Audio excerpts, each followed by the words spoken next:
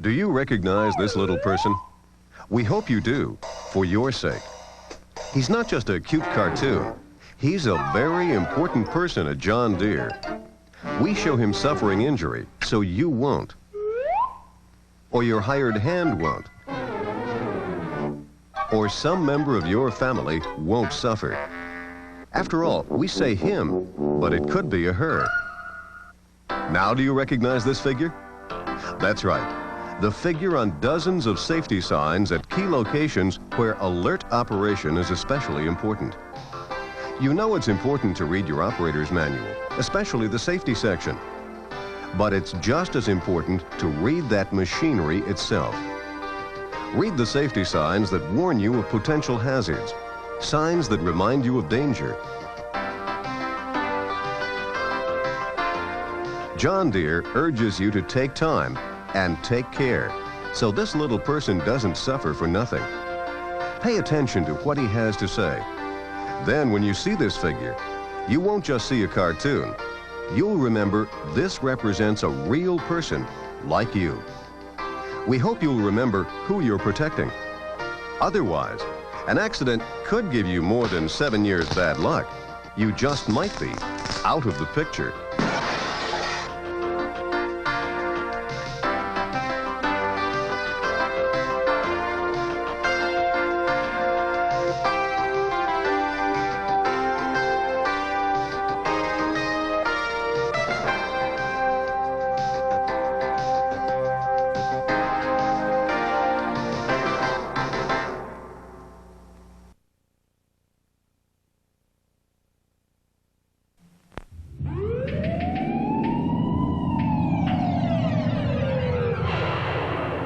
This is a visit you never expect to involve you or a loved one on your farm. But the National Safety Council reports 2/3 of farm-related accidents are severe. Not only machinery, but chemicals, electricity, and a host of other causes are involved. Unsafe practices, fatigue, and long working days play major roles. At John Deere, safety is a top priority.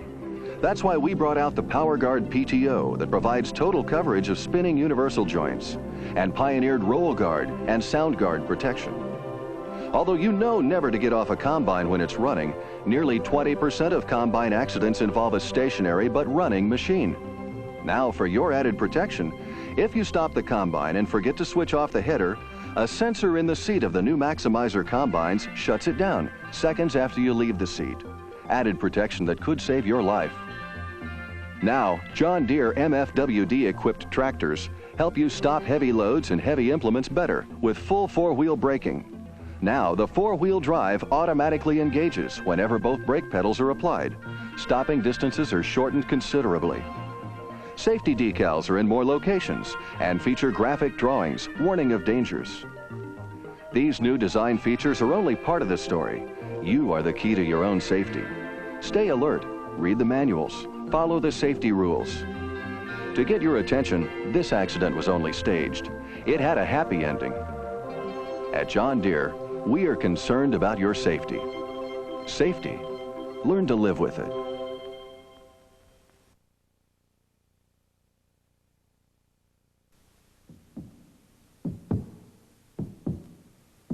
Some powered equipment screams danger. Their very nature quickens the pulse. But why is it a person who would never think of sticking his hand in this blade doesn't hesitate to flirt with disaster with this one?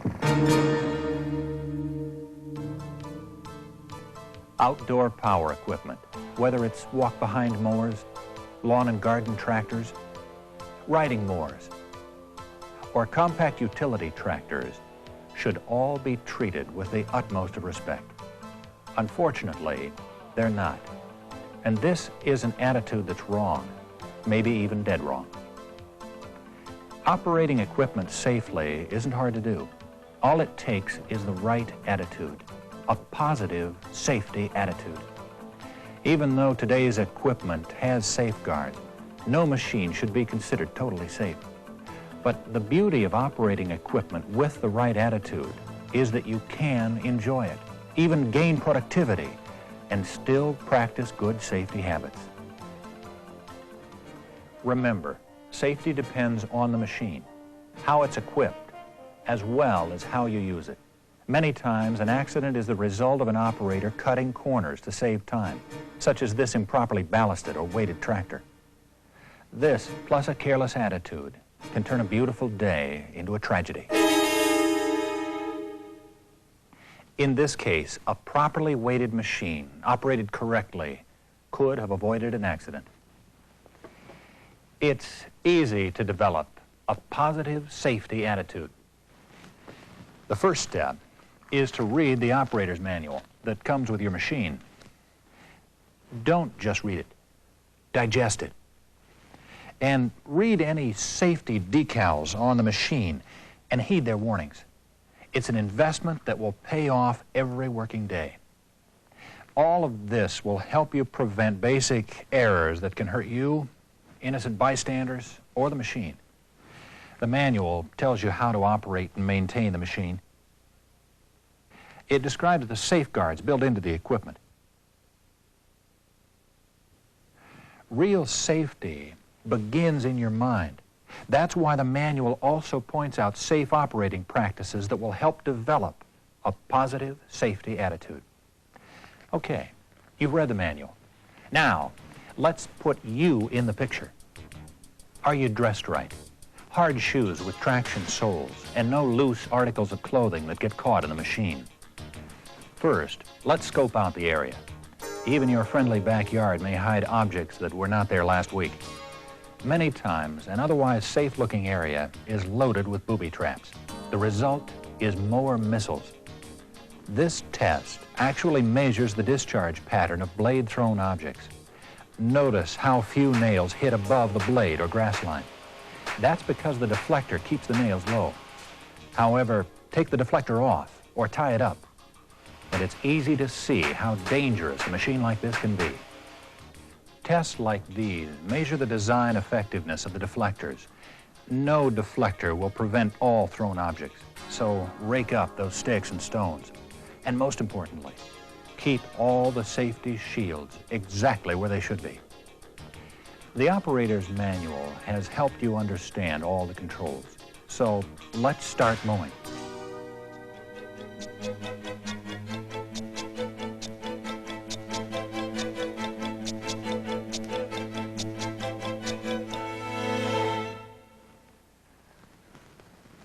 That was close. Just when you think everyone is out of harm's way, something like this happens. The Terry Pitzer family knows the horror of seeing a loved one run over by a mower deck.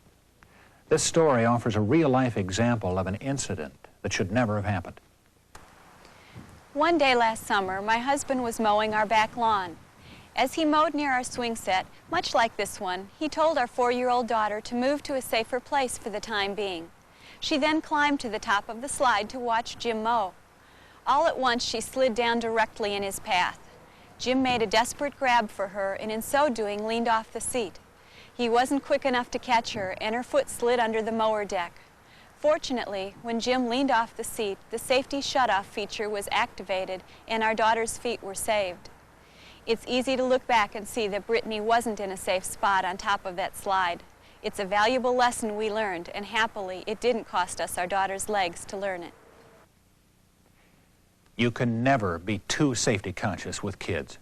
In this case, Brittany was lucky. The first line of defense is to be alert to all potential problems. Don't start a bad practice of letting children play around or ride on a machine, even when not cutting. And keep all safety systems intact. Some riding mowers have a safety seat switch, mainly used to protect the operator. But in this case, it helped save a little girl's leg. Blade contact is the #1 cause of injury on mowing equipment, whether it's an innocent bystander like Brittany Pitzer or you, the operator. High grass contributes to a very common mower mishap, clearing out a discharge chute. Make sure you shut the engine off before approaching the chute, even when removing the grass bag to empty it. In any case, never reach into the discharge chute to dislodge grass clippings while the engine is still running. While most newer machines are equipped with some type of shutdown feature to help prevent injury, your machine may not have it. Mowing on slopes shouldn't be a problem. For riding mowers, a safer cutting strategy is to cut up and down the slope, while walk-behind mowers go across the slope. But there are some slopes and terraces that are so steep, you shouldn't be on them. And make sure that your machines are properly ballasted, especially when using a bagger. Rollovers are often the result of instability on hills, inclines, or rutted ground. The basic rule of thumb is that if you have to shift your weight to counterbalance the hillside cut, you're asking for trouble. A rollover is no joke, as Mr. Steve Skolton found out.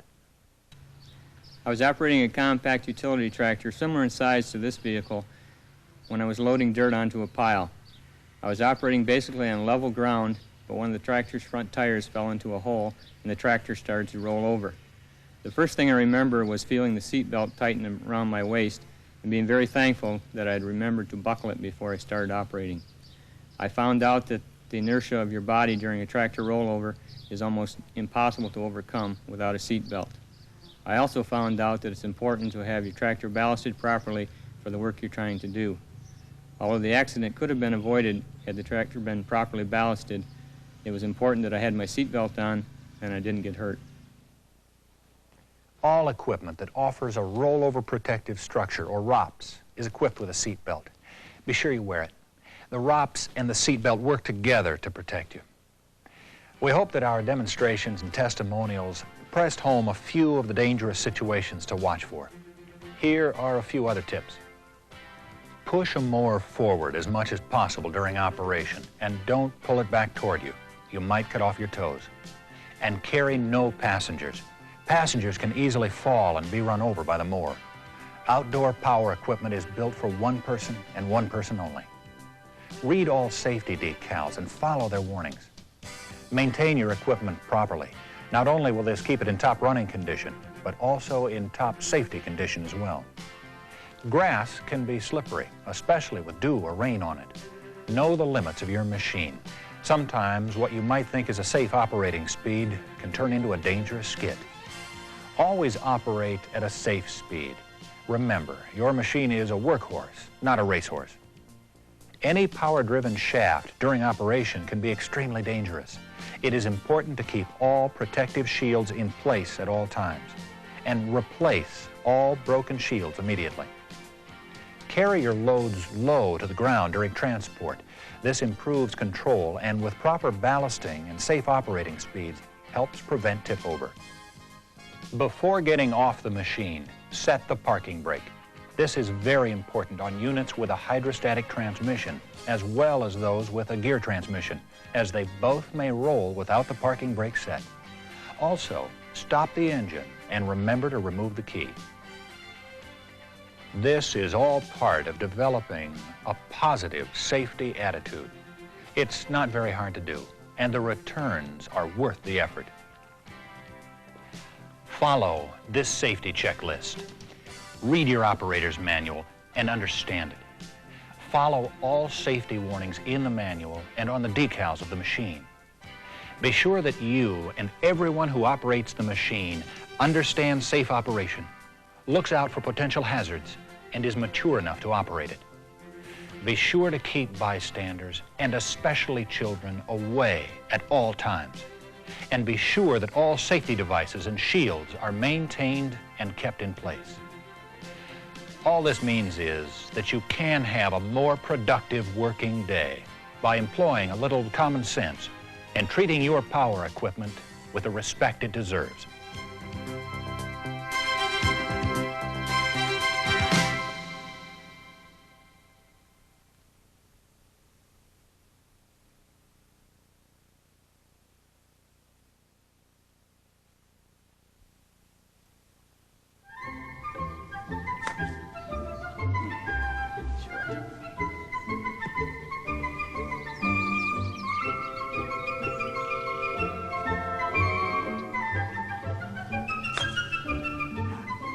John? John! Come in, John. Hi, son. How was school today? Pretty good. Did you learn anything new? Just the usual stuff, you know. Well, Son, life is full of lessons, and you're 13 years old now. You're a young man. I think it's time we had a talk about responsibilities and growing up. But, Dad, I thought we already had that talk. That was a different talk, son. See, your older sister has taken a job for the summer, and that means we must talk about the lawn and the lawn mower. Now, this is the lawn, and you are the lawn mower. I'm the lawn mower. What will I get paid? No, minimum wage. Minimum wage? That's over $3 an hour, isn't it, Dad? No, John, I was thinking of the minimum wage, nothing. Nothing? But, Dad, all my friends get paid for mowing the lawn. Well, I'll tell you what we'll do, son. Let's see how long it takes you to mow the lawn, and then we can negotiate. Okay, Dad. Okay. Now, the first thing you have to do is read the operator's manual. But, Dad, I already did that. You've already read it? Obviously. Then, what's the first thing you do before mowing the lawn? Walk around the yard and make sure there's nothing to run over. Before that. I know. Make sure there's fuel in the tank and check the oil. Even before that. Make sure Judy's in the house. Oh, well, that's nice that you think of your little sister, but before that, I mean, even before you leave the house, even before you leave your room. What? Your toes. My toes? They're naked. But, Dad, it's hot outside. My feet love to breathe. John, your feet are going to bleed if you don't dress them in a pair of substantial shoes. I mean, you could slip back out of those sandals and step on a piece of glass, or pull back on the mower, and there go your toes. Okay? Okay. Now, let's see you start the mower. Okay, Dad, I'll go get it. John. No, John, wait. We don't need it yet. Let me see you start this mower. What mower? This mower, right here. How do you start it, my boy? Easy. All you have to do is set the throttle and pull the starter rope. Okay, let's see you do it. Dad, the neighbors will think we're crazy. Will think I'm crazy. John, there's no one looking. The coast is clear. Go ahead, let her rip. Okay, Dad.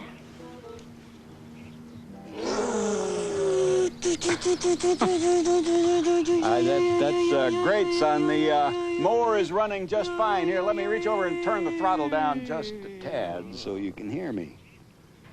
This is weird, Dad. Never mind that. Now, you're about to be tested. Now, look, I want you to mow forward and cut the grass around that flower bed. Okay, Dad. John, why are you pushing the mower? How else am I gonna get it to go forward? This is a self-propelled mower. You have only to squeeze the levers to the handlebar, and the mower will pull itself forward. Okay, Dad. I'm squeezing everything. Yeah, that's my boy. I knew you could do it. All right, now, you're doing very well here. You're mowing along, see? Everything's going real well, and all of a sudden, Judy runs out behind that bush. Stop. That was very good. You see, by releasing the upper lever, you disengage the mower blade. And by releasing the lower lever, you stop the drive wheels. Good reflexes. But always hold on to the handlebar. Don't give up control. That was tricky, Dad. You know why your little sister isn't allowed out here when you mow? Because she does dumb things? Well, sort of, but you see, she probably doesn't think about that mower blade whipping around inside there. It could catch a stone or something and shoot it out of there like a bullet. That's why we have a strict rule. No innocent bystanders. Get it? Got it. Good. Now, let's see you mow around that tree. First, I better tell Judy to stay in the house until I finish mowing. You're weird. I'm weird, but Dad, it's your game. Uh-oh! Emergency, emergency! Now what? The mower's clogged. What do you do now? First, I stop the mower, get a stick, shove it into the mower, and get rid of the clog. And if the blade is still going, the stick gets whacked and goes shooting through a window or something. Oh, that's right. The engine's still running. Okay. First, I shut off the engine. And wait for it to stop running. Then I what? And then you take a stick and dig out the clog. Except with our mower, you have to remove the bagger first. But if the engine's off, why can't I just reach in and pull out the clog? Because you're my son, and I hope I haven't fathered a nincompoop. You know, anything could happen under that. That's all made of metal, and you're made of flesh. Superman could stick his hand under there, and he'd dent the blade. You stick your hand under there, and the blade will more than dent you. Okay, I got rid of the clog. The emergency's over. Now what? Your next mission, whether or not you choose to accept it, is to mow around that tree. Oh, I forgot about that in all the excitement. Now, the important thing in mowing around trees is not to walk into them. Walk into a tree? Sure, you know, a hot day and you're daydreaming and wham, you run the mower right into the tree, which hurts the tree. Or whap, you walk into a branch and the tree hurts you. Okay, I'll watch out for trees. Now, your next challenge is the slope. Let's pretend this is a steep slope, like the one we have out in our backyard. How are you going to mow it? Piece of cake. You just walk up and down. Not so easy. What happens if you slip on the way down? I guess I fall on the mower, right? Right, and that means another ouch. So with a walk-behind mower, you always go back and forth across the slope, not up and down. So you only go up and down the slope if you're on a riding mower or a tractor. Dad, how long does it take to mow the yard with a walking mower? I don't know. Your sister takes quite a while, but then she doesn't like to hurry. It might mess up her hair. How long would it take to mow the yard with a riding mower? Oh, I see. You want to cut the job down so that you'll have more time for doing your homework or doing other chores around the house Or making some money. I thought that if we get a riding mower, then I could make some extra spending money this summer by mowing the neighborhood lawns. Well, you could do that with a regular lawnmower. But I couldn't do as many lawns or make as much money. And it'll teach me how to drive and give me experience on handling a steering wheel and clutch. So I can become a better driver when it's time to get my license. Of course, I see. You're telling me that if I buy you a riding mower, you're going to become a world-famous financier and Grand Prix racing champion, huh? No, no, no, no, no. I'm saying that if you invest in a riding mower, then I can earn some money for college and be a better driver, etc. Etc. John, come here. Walk over here with me. Here, just sit right down there beside me. All right, now, this is your driver's test for your new riding mower. All right, take the wheel now. We'll assume that you've already read the operator's manual. You know where all the controls are and how to use them. Now, we're cruising right along, mowing the grass. What's the first emergency? Gotcha. You already flunked the test. Never take passengers. That's not fair. You're not a passenger, you're my father. You're giving me the test. You know what I mean. Okay, I'll overlook the infraction this time, but never let your friends or little Judy ride on the riding mower. One slip and you're both in trouble. I promise I will never let anybody ride the new mower that we don't even have yet. Good. Now, you see that row of bushes up there? Mm-hmm. All right, you're going to have to stop and back up. How are you going to do that? Don't get carried away here. Go into reverse, back up. Aha, but you're forgetting one important thing. Always look back before you move back. And keep looking back just in case there's someone back there. And then go forward as soon as possible because it's easier to see where you're going when you're mowing forward than when you're mowing backwards because your eyes are up here and not back here. Okay, I tell you what. Let's take a walk around in the backyard and I'll show you some very difficult mowing situations.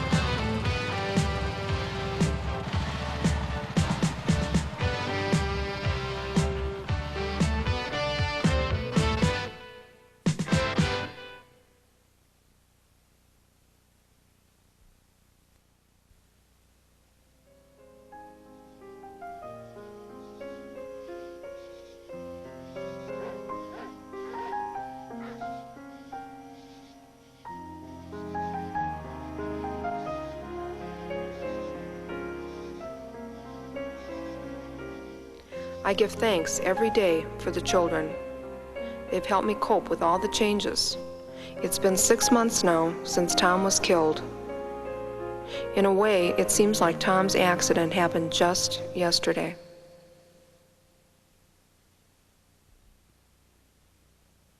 Last year, scenes like that were repeated thousands of times. The results of accidents. In fact, each year, accidents kill thousands of people and cause hundreds of thousands of disabling injuries. But there's more to the story than just statistics. There are the people who aren't counted, the living victims whose lives are changed forever. They're real people, people like you and me.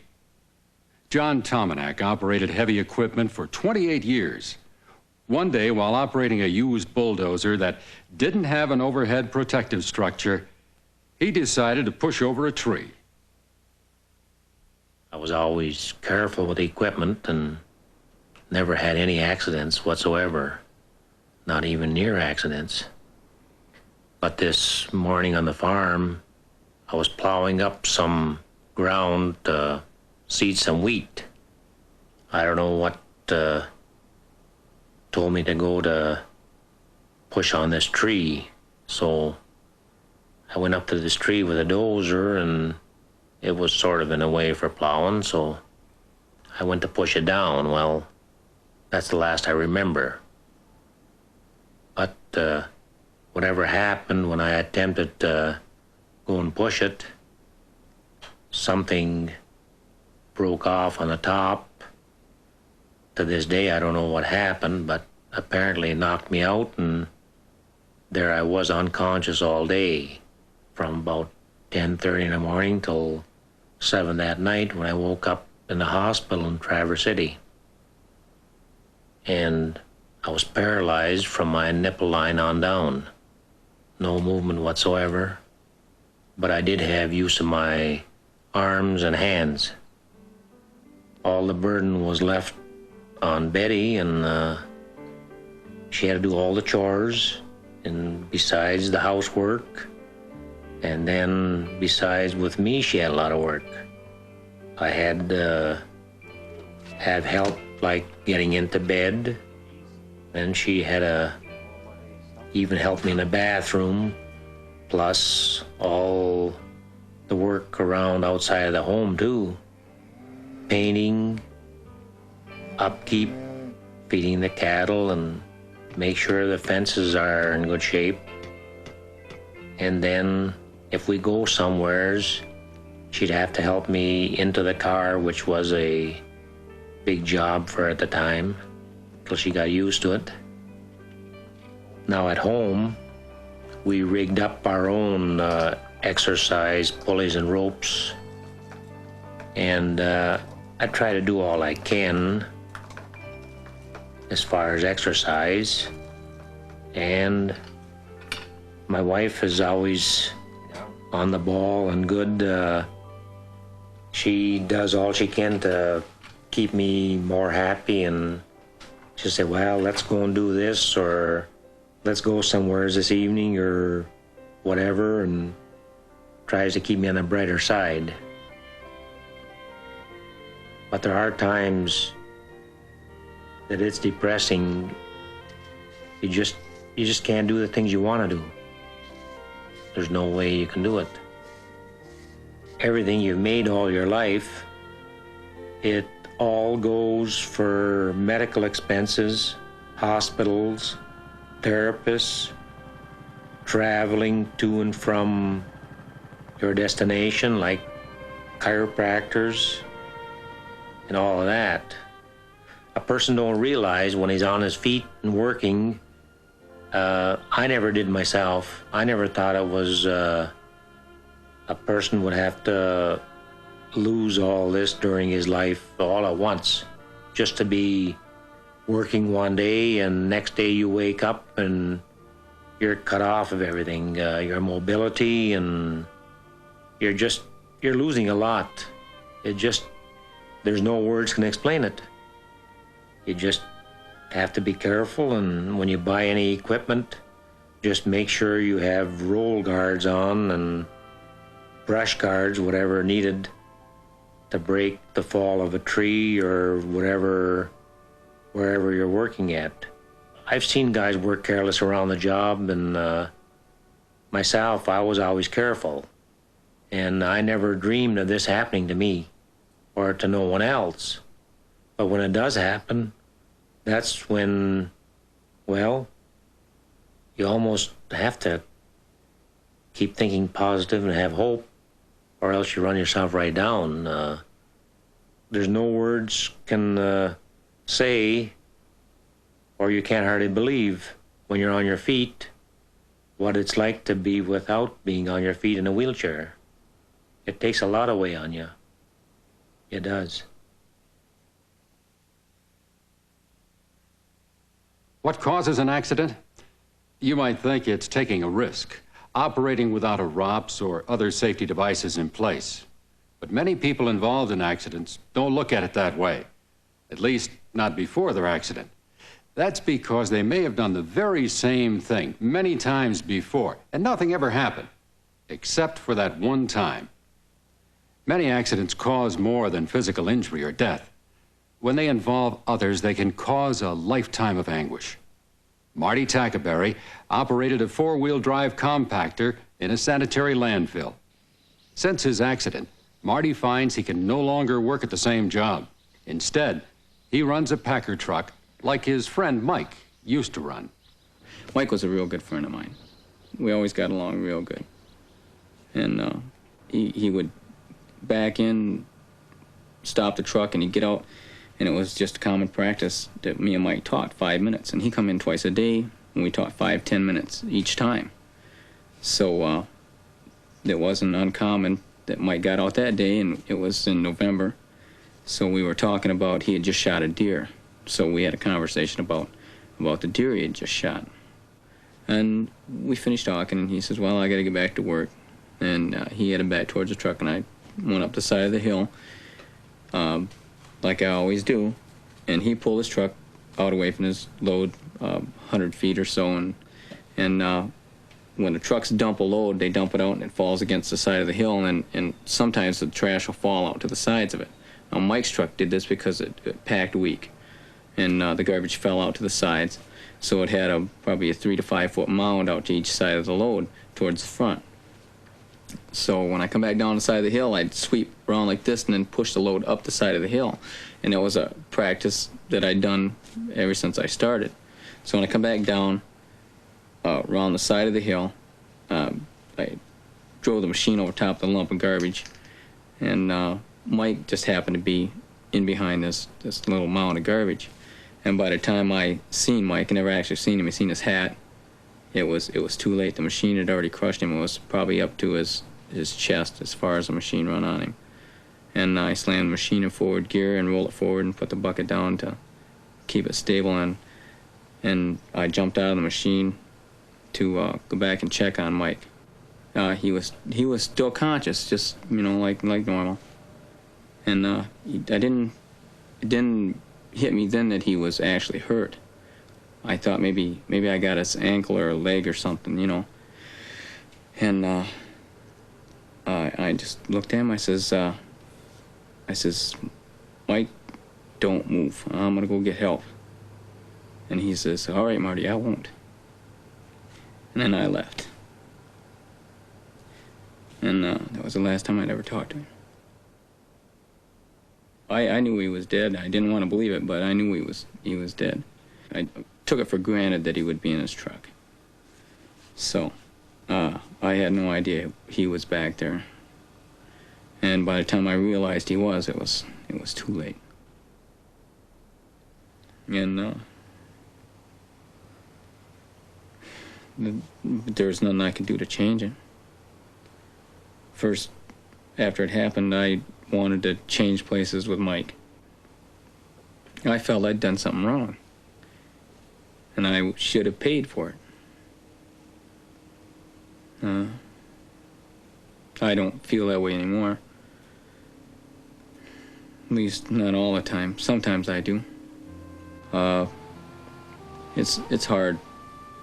There's so many things that remind you, and when you get reminded of something like that, it depresses you. first year I was depressed, a lot of times enough to not only think about suicide, but to almost commit it. And that was unhealthy. I'd probably done it more than a dozen times. Stupid stuff like park the machine on a hill and get out, sit between the wheels. You know, if the machine never decided to roll, which was stupid, I realize now, but then I didn't care. I just couldn't stop thinking. So now sometimes I get depressed, and but where I work now, I get to take my frustrations out. So if I start thinking and I get depressed, I got a way of releasing it now. And I do 2 or 3 times a day. And it's hard to believe. People think, well, this can't happen to me. It's a deadly mistake. I found that out. Yes, I see this stuff happen, I see it in the newspaper, I hear about it. This can't happen to me. You're only kidding yourself. Because you're nobody special. We all take things for granted. We make assumptions that people will stick to their routines, be where they should be. But when things change, accidents can happen, and they happen in a split second. A second which can mean the difference between life and death. A second which can affect family and friends for the rest of their lives. Mary Yastashak's husband was a very successful home builder when tragedy struck their close-knit family. I remember very well. It was Saturday, and my husband always got home on a Saturday about 1 or between 1 and 2, because he did travel about 50 miles to get home. Well, he didn't get home at 2 nor 3. By 4 o'clock, I called again. I called my daughters. I have 2 daughters living in Allentown. And I called and I said, I wonder, you know, where Dad is so long. So they reassured me that possibly there was a tie-up because of the snow. But I was getting a little uneasy. By 4:30, I called again. There was absolutely no word from him at all. And it was getting dark, and I just went from window to the door, from the door to the window, constantly just looking out, hoping that, you know, he would come. And by 6 o'clock that evening, about 5, my daughter called, my oldest daughter, Sonia. She called and she said her husband and my other son-in-law, Gary, would go out to the compound where my husband worked, and they searched the office building, they searched in the warehouse, they searched all around the entire building compound, and there was no sign of anything. That the John Deere tractor that he had been operating to clear the snow was parked up alongside of the warehouse building, and the snow had been cleared all around the entire compound. And Joe, my son-in-law, went back into the office to make a phone call to his wife and said that they haven't found him or seen anything of him. But Gary, my other son-in-law, was going, I don't know just where he was going, but he noticed the dozer, and he noticed a gloved hand clutching the side of the blade. And he couldn't believe it. He went around to the side of the building, between the building and this piece of equipment, and they found my husband pinned between the tractor and the blade. He had been pinned under the bar. My life changed quite a bit after I lost my husband, where he had had full responsibility of the business and all of the transactions, and he had to sign all the checks and all the leases. Most of that responsibility fell to me, even though it was difficult for me, because without the boys, I knew practically nothing about the business. I had never been involved other than just hearing about it. And these young boys picked up these reins, and they just went ahead daily with what they could. There were many times that they'd come home frustrated and bewildered. They didn't know just how they were going to meet the payroll and meet all of the expenses. But again, with the help of God, they did. And they're continuing in the footsteps of their dad. I think their lives have been affected more than anybody. Of course, the grandchildren were just deprived of their pop-up.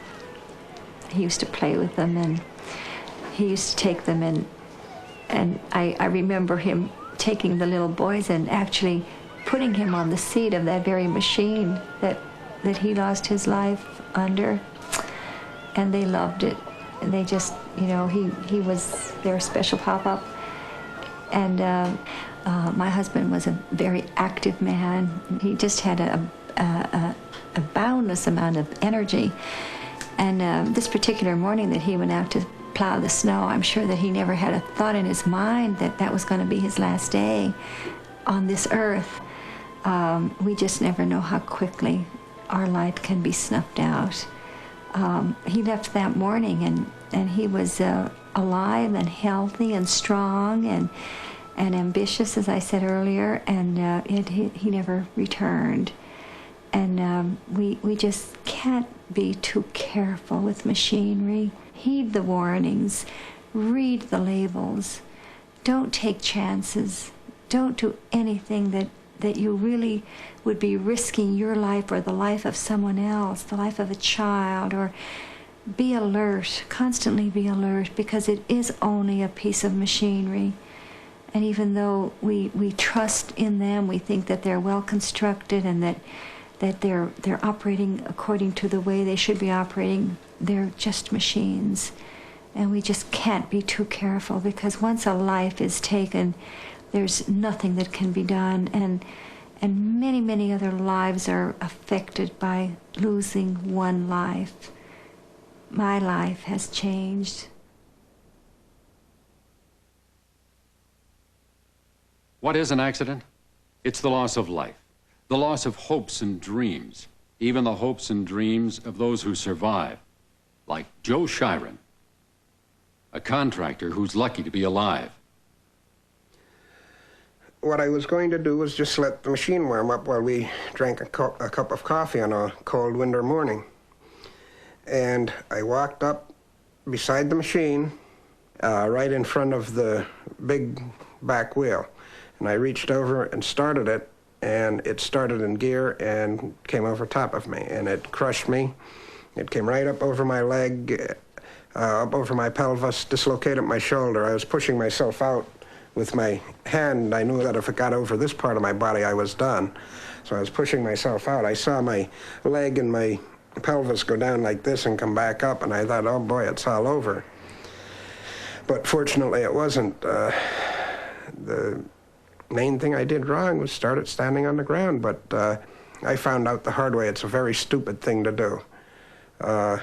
As a matter of fact, the better the operator is, the more confidence he has in himself, and the less he thinks something like this can happen. And as a result of this accident, I'm permanently disabled. My pelvis is permanently twisted down into the rear. That my injured leg is now an inch longer than it used to be, 1 1/8 inches. And I've got a piece of Dacron artery in my leg, which sort of worries me. I don't know how long that's going to last. It's a constant adapting and seeing what you can do and what you would have done, and everybody sort of has to work around my capabilities. I've got 2 daughters, Megan and Erin. Megan, the older one, 10 years old, has been into gymnastics for 2 years. Erin, she's more interested in being a hairdresser like her mother. But I'd love to go out and fool with my daughter with her gymnastics, spot her to help her do her flips. I watch the coaches, and I know I could do a lot of those things if I was more physically able. You know, it's difficult. I've got a 17-year-old son who's a senior in high school. He's manager of the football team. He has been for 3 years now. And he's always wondering if I'm going to the game, and I tell him I have to wait until closer to game time to see what the weather is and how I feel, things like that. And it's a very disappointing, frustrating thing that I can't go and see more of him. I'm very restricted in what I do. I feel as if I'm making the best of what I have, but it could be a lot better. And if I were to give advice to a contractor or an equipment operator on what I have learned from this accident, is you cannot overstress safety. You can never be too safe. You can never be too careful. I don't know. I don't even feel as if I should be telling anybody this. They're going to say, "Who's this clown?" That he's telling me what to do. I have a safe operation. I've never had an accident. I've been in the construction business 20 years and I've never had an accident. But I'll bet you they've had a lot of close calls. I know what I have, and I'm fortunate to be alive. I should have died in 1982. I got a bonus by staying alive. Most people that this happens to don't get that bonus. And they don't have time to think about it, and they don't have time to think of what they would have done or what they should have done. And I'm very glad for the time I have. I get to see my kids growing up where they get to have their father, who soon spends a lot of time with them, mostly at home. But at least I'm here and we have it, and it's a good life, really, for what I could have had.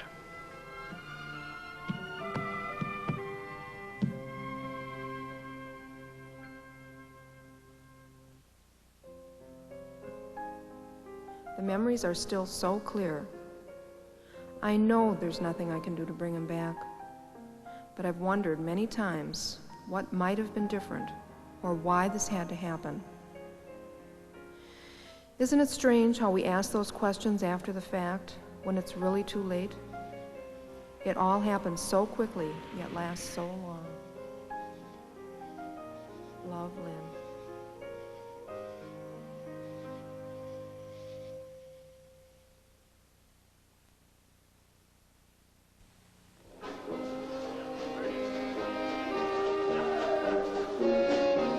In Midwest dance halls, farm folks forget the stresses of the day and dance to the music of Dave Hansen and his orchestra.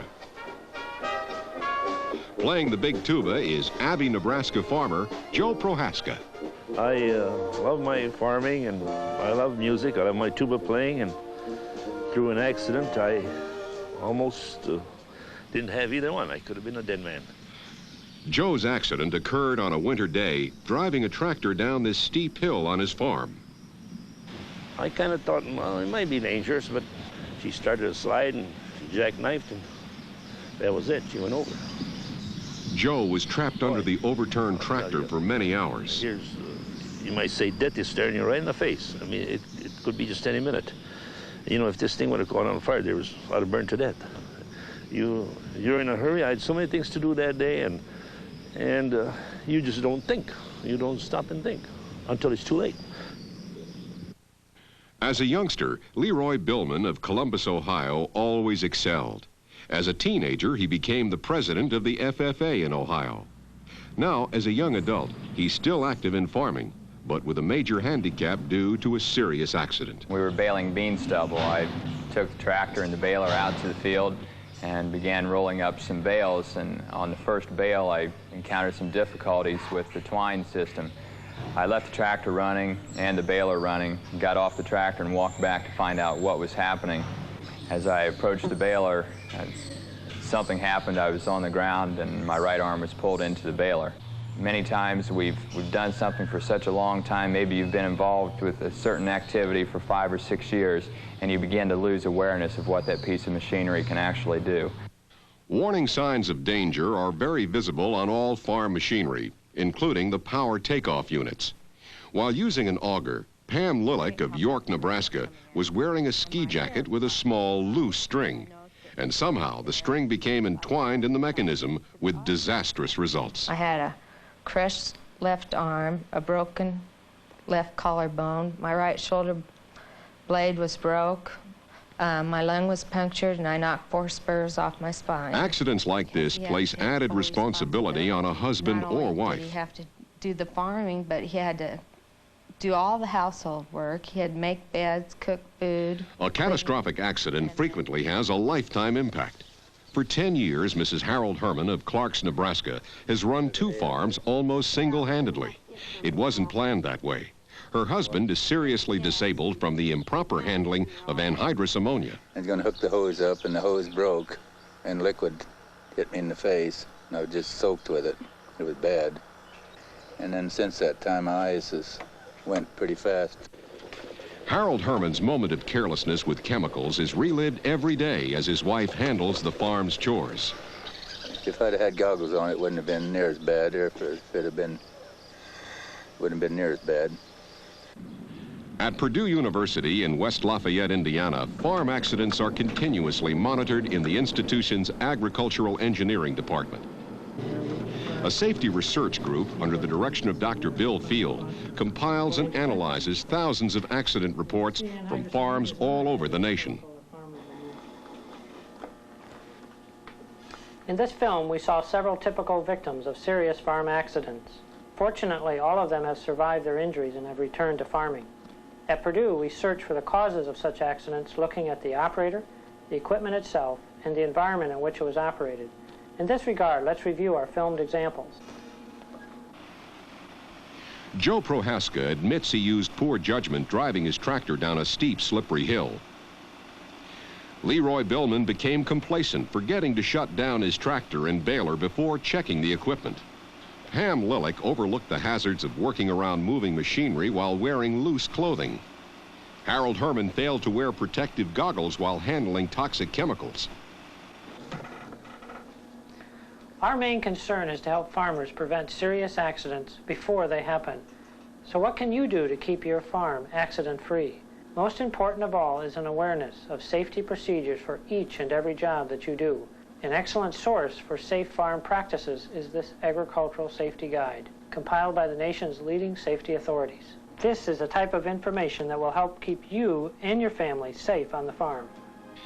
Yes, safety must be thought of every day of the year, because accidents last forever.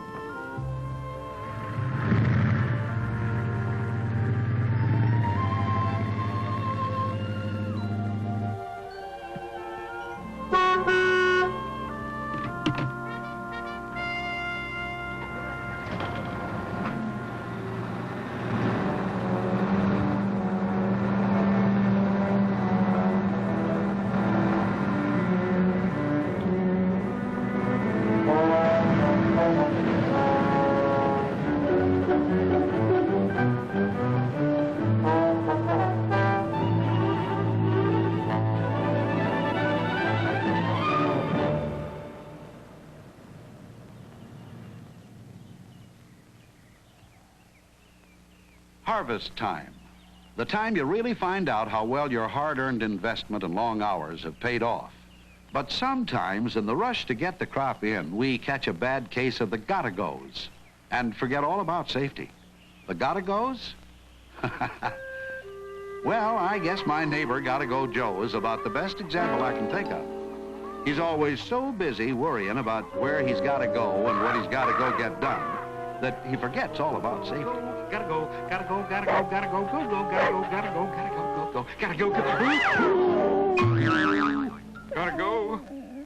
Gotta go, get that crop in. You know, an accident doesn't have to be all that big to cost you time and money. So we here at John Deere would like to remind you of a few safety points.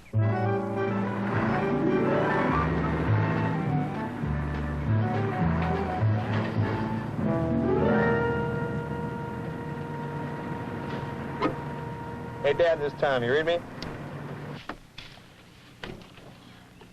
Yeah, go ahead, Tom. Yeah, I got some adjustment problems out here. Can you give me a hand? Yeah, sure thing. I should be there in a few minutes. Okay, I'll see you in a couple of minutes. Out.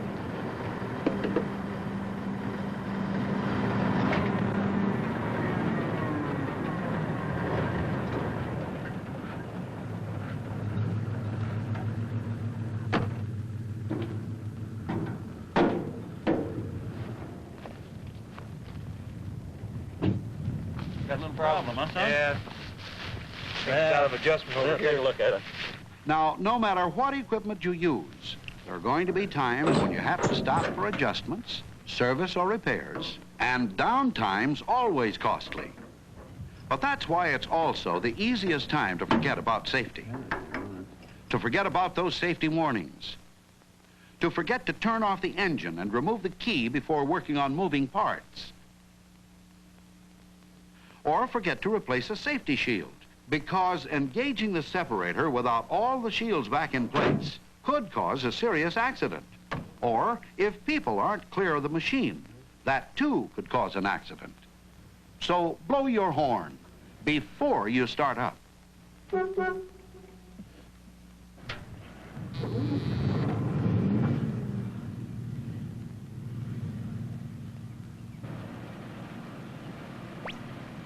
Gotta go, gotta go, gotta go, go, go. Gotta go get more crop in. Uh-oh, forgot to grease this morning. Gotta go, gotta go, gotta go, go, go. Well, I ought to shut down, I guess, but I gotta go, go, go. Would someone shut off the engine, please? In order to make operating even safer, John Deere offers improvements like these. The operator can check tailings from inside the cab, safely and without the necessity or danger of having a second person walk alongside to check tailings. And checking the condition of harvested grain is quick and easy. The operator checks the grain through the access door located just behind the cab. No need to climb into the tank. But even if your combine doesn't have these features, make it a practice. No unnecessary riders, and never in the grain bin where an auger accident could cause serious injury to feet. Since fatigue is always a possible contributing factor to accidents, the operator's area is really important. Today's operator can be shielded from the damage of high noise levels and dust, have air conditioning or heat, the latest market or weather reports, or just music. Adjustable personal posture seats. Controls are color and shape coded for identification and safety. And you'll find more and more information right in the cab where you need it most. Instant and accurate information on engine RPM, cleaning fan speed, header drive shaft RPM, or ground speed. Information you need for efficient and safe operation, with warnings of developing problems before they're serious. Today's combine is designed to be efficient in the field and safely transportable on the road.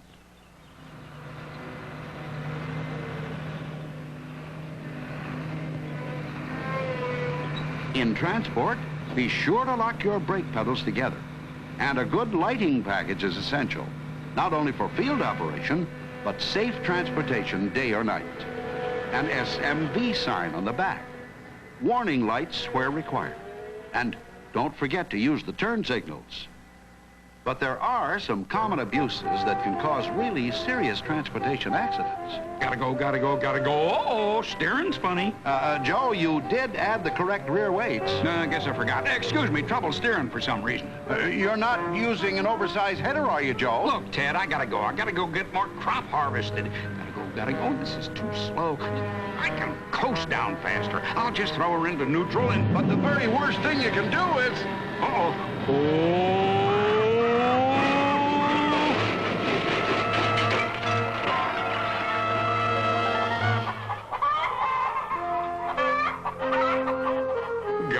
Now get this pig off my lap. Chances are you use your combine for more than one crop. And that means being around or sometimes under the heads or feeder house.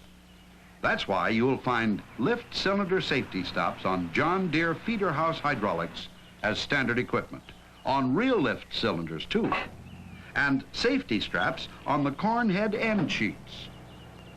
Probably more serious and even fatal accidents happen starting right up front with the heads. If you grabbed a stalk of corn already in the snapping rolls, you could lose your arm before you ever had a chance to let go.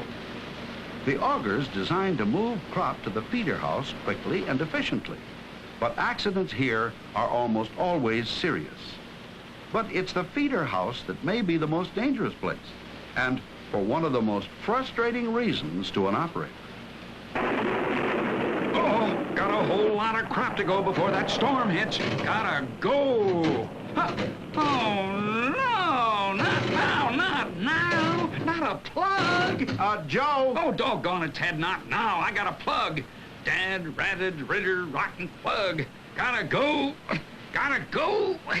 Gotta go. Joe, that's dangerous. You didn't turn off the engine. You didn't even shut down the separator. I can't hear you, Ted. The machine's running. But don't worry, it's auto. There goes my Hawaiian vacation. Yep, plugs have been a major source of frustration, downtime, and often serious and fatal accidents. John Deere engineers came up with an answer. Now, John Deere offers feeder houses with an exclusive reverser, allowing the operator to reverse the entire feeder house and head and back out plugged crop safely without leaving the cab. But there's one thing we can't build into a combine, and that's a safe operator. That's up to you. Don't gamble your life or someone else's on something being simply disengaged. Guarantee it by shutting off the engine and removing the key. Don't be a gotta-go Joe. Huh? Oh, gotta-go Joe? Well, Joe got to go to Hawaii after all. Doctor says he'll probably be just fine by spring, too.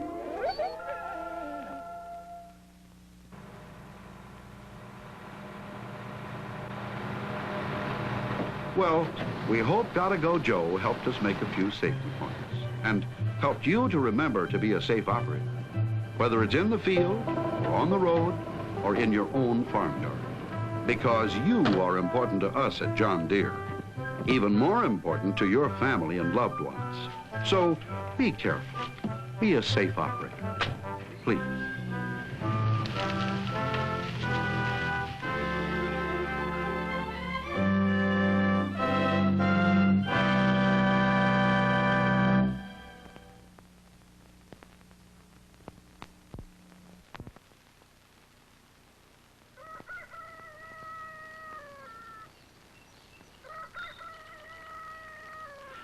You're a farmer, already up and headed for work while most folks are still sound asleep.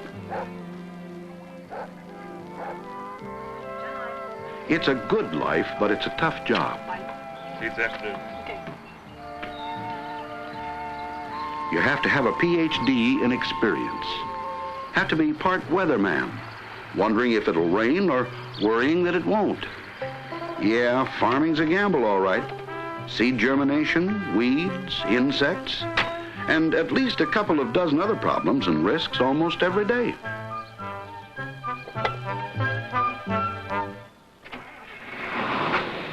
Then, too, you're probably a family man with a wife and kids depending on you. You've got the nation to feed and more work than you can ever finish in a day. Yes, sir, if that isn't enough, there's something else to worry about. That's right. Accidents. And often, you're the target. Most folks who farm know all about being the target of bad weather. Taxes, prices, pests, and you name it. But most of us don't think we're the target for an accident. Facts are, though, farming accidents are pretty serious business. Now, a tractor like this is just loaded with safety features. But farming is only as safe as you, the operator, make it, no matter what equipment you use. Looks like my neighbor Gotta Go Joe. A darn good farmer, too, but he's got a real bad case of being behind and worrying about it. We call it the Gotta Goes. You know what they are. Like most of us, Gotta Go Joe is always 2 days behind with a bad weather forecast ahead. Always in a hurry. Even when he got that new tractor last year. Yes, sir, you're gonna make life a whole lot easier around here. Operator's manual. How to read this? Uh-oh. Gotta go. Joe always meant to read the tractor manual, just never got around to it. If he'd taken a good look at it when his tractor was delivered, he'd have noticed a whole section on power takeoff operation and safety. Now, a PTO is one of the handiest things ever put on a tractor. But play it safe by following the instructions in the operator's manual, like keeping the guard in place when not in use. Concern for PTO safety led to the development of a power shaft shield that is free to rotate independently, giving the operator 360 degrees of protection, as this demonstration shows. Then, in 1972, John Deere pioneered for the industry Power Guard, which goes an important step further by protecting the operator from accidental contact with the universal joints also. Naturally, with people's safety a main concern, you'll find Power Guard prominently featured on John Deere PTO-driven equipment. Because used safely and according to your operator's manual, your tractor's PTO can help turn out a lot of work, from chopping to manure handling. But it's those times when the hay's growing high as a Texas jackrabbit's eye and it looks like rain in the sky that some folks forget all about safety. Uh-oh. Hay's got to get baled. Oh, doggone it. All this stuff is in the way and it's slowing me down. I gotta go. Gotta go. Joe, excuse me, but... Oh, not now, Ted. I'm in a hurry. Hay's ready. I gotta go. Besides, I'll put it back on when... Oh, boy. Excuse me, folks. I gotta go read the operator's manual. Gotta get that safety equipment back on. Hope he takes the time to read all of it this time, because there are other reasons for tractor accidents on the farm, too. And with all those long working hours, most folks nowadays are buying tractors with an enclosure like a sound guard body, with features like heat, air conditioning, dust filtration, less vibration and noise, because they protect your health and cut down on fatigue, another real cause of accidents. But there's even a more important reason for a sound guard body: protection from overturns. That's right, overturns, a major cause of serious accidents on the farm. Protection from overturns started with an idea pioneered by John Deere and given to the whole industry. It's called a roll guard. Continued development of this rollover protective structure formed the basis for today's sound guard body. Because built into the sound guard body is the very same kind of rollover protection, and that, coupled with the use of the seatbelt, can and has saved lives. But most overturns can be prevented by being especially careful in dangerous situations like a steep hillside and using the safety features built right into your tractor. For instance, widening your wheel spacing on both front and rear wheels reduces the possibility of rollovers on hillsides and slopes. You should use appropriate ballasting front and rear for this or any other job, thus reducing the possibility of side rollovers or back tips. Another cause of overturns is that good old labor-saving device, the front end loader. A heavy load carried too high might overturn a tractor, so keep that load close to the ground when moving. But it seems like most accidents are just caused by the old gotta-goes, worrying about what you gotta do instead of what you're doing. Gotta get this grain to the elevator. Now, Joe knows there's a ditch there, been driving by it for years. But if Joe isn't paying attention, or that bank crumbles...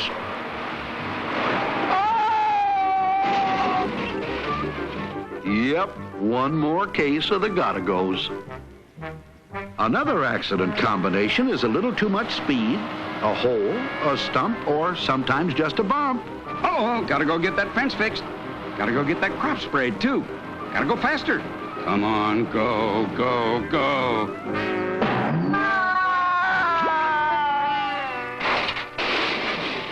A tractor tire has a whole lot of bounce in it, huh, Joe? Right. Gotta go get that crop in. Come on, gotta go, gotta go, gotta go. Come on, you. Come on, gotta go, gotta go. Uh-oh, ditches, mud, or a stuck implement can mean real trouble. With all that horsepower, something's gonna turn if the tires don't. Gotta go, gotta go. Gotta go, gotta go. Now, I gotta go to the hospital. Now, public roads can be another safety problem, and you'd be surprised how many folks forget this one. Coupling the brake pedals together for straight line stops at high speeds to avoid a tractor turnover. Most of us already know farm equipment and high-speed traffic can be a problem. That's why a reflective slow-moving vehicle sign's a must, and flashing warning lights and turn signals day and night. Along with a good lighting package for nighttime operation and transport. And slow down on those turns. Too much speed and fast turns may cause serious tip-overs.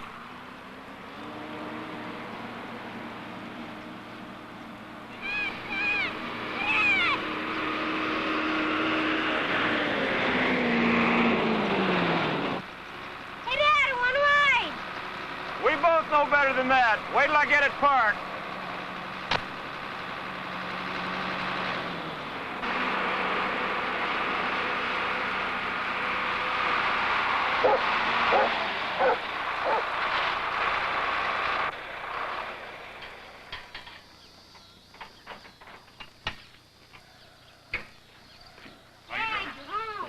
How you been? Okay. Hi, anybody ready for supper? You bet. You hungry? Boy, am I ever. Kind of nice to have Dad home, huh? Yeah. Good to be home.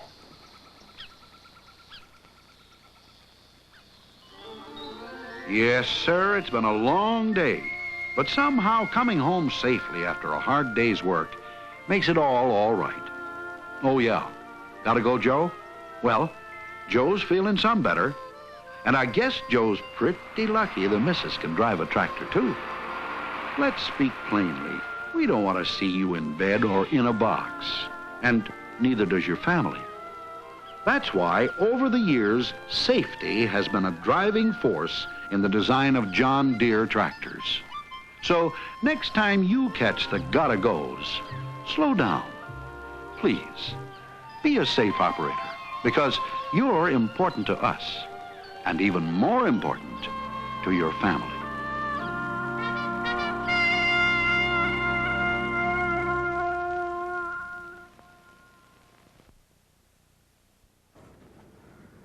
Hi. My kids gave me the hat. They call me the old timer. I was just checking a few things under the hood.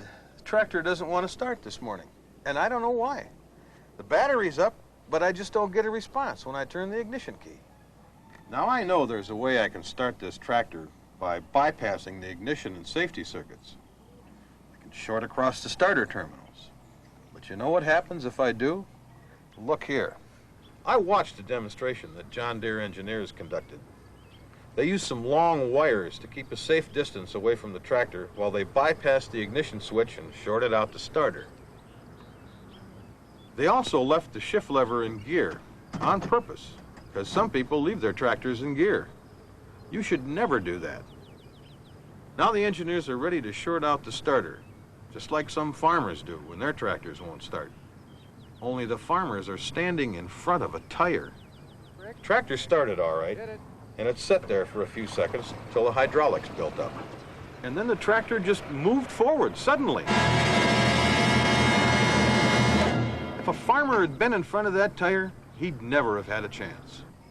I think I'll call my John Deere dealer to find out why my tractor won't start. I like being called the old timer. and I don't have time to kill.